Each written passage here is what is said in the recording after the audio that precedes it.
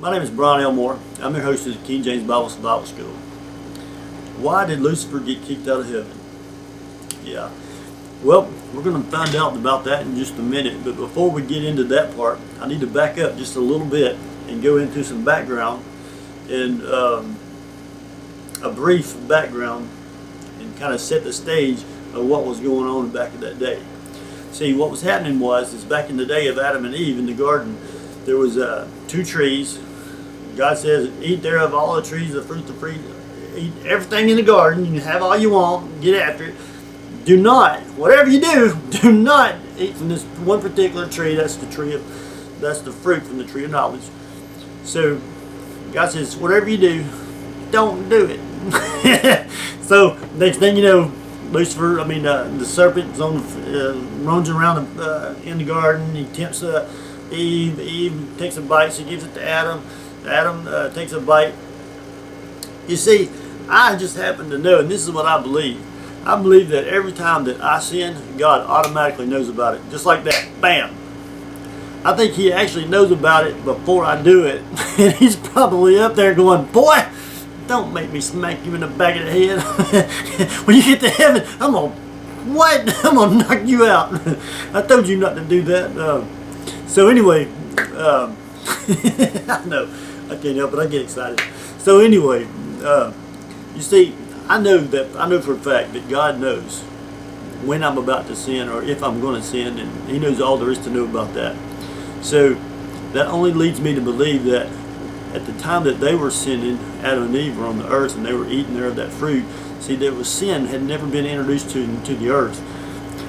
So that would be like an astronomical event. That would be like as in the days of Noah, when rain fell down from the sky. That had never happened before. And they thought Noah was crazy until it started raining. Noah said, "Hey, I'm going to rain. It's going to rain. Y'all better help me build this boat, and you better get on it."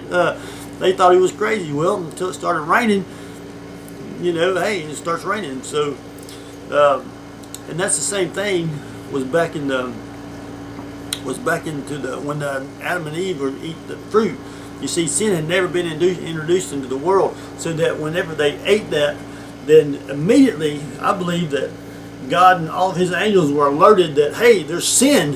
What is this? It goes, bam! It was there. It was an abundant now, because it had been introduced into not only to the world but into the heavenly realm. And then Lucifer seen that, and this is why he got kicked out of heaven. That's what the Bible says. This is why he got kicked out of heaven. It starts in Isaiah 14, verse 12.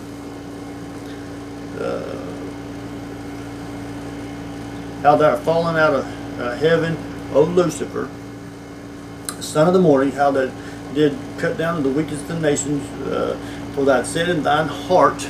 Okay, that's a key thing in the heart. Number one is, I will ascend into heaven. That's the first thing he said he was going to do. The second thing is, I will exalt my throne above the stars of God. That's the second thing. I will sit among the mount of the congregations in the sides of the north. That's the third thing. The fourth thing is I will ascend above the heights of the clouds. That's the fourth thing. And then the fifth thing he said he was going to do is he'd be like the Most High. So, you see, a man can say that he goes to heaven, that he wants to go to heaven. He can say with his mouth all he wants to. But when you believe it in your heart, and when you say things with your heart, it is set in stone. It's done. It's a wrap. It's over with.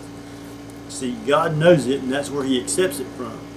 He knows in my heart that if I do sin, and when I sin, that I don't want to sin. It's just the nature of things that happen on earth. I can't explain it.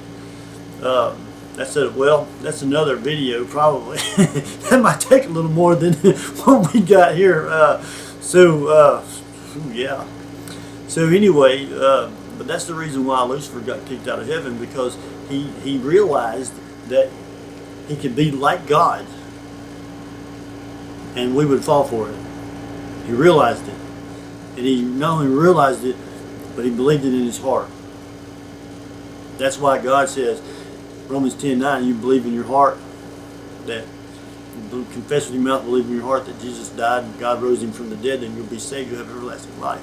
See, that belief part, that's the big ticket. All right. Y'all repeat after me until I see you when I see you.